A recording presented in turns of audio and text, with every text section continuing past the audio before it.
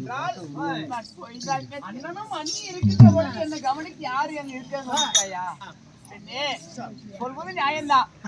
உன் அண்ணனும் உன்னை தூக்கி வளர்த்தவர் அப்பனை போல. அதனால தன் தங்கச்சி வந்துடாரு சொல்லி எல்லா உபசரிப்பு செய்வாங்க. ஆனா உங்க அண்ணி ஆகப்பட்டவ உங்க அண்ணனுக்கு மனைவி வந்தவ காதுதான் உடம்போது ஒட்டி போடுறது. காதுல போட்டு கடுக்குனா நாமளா பார்த்து போட்டது. அண்ணி நம்பி போவாங்க. அப்படி மீறி போனாலும் அவனும் உன்னாட்டு ஒரு பெண்ணு. உனக்கு அவமானம் வரும், அடி வரும், உதவி வரும், தண்டனை வரும். வேண்டாம் பெண்ணு, அங்க போக வேண்டாம் பெண்ணு. மக்களை எப்படிங்க காப்பாற்றுவது?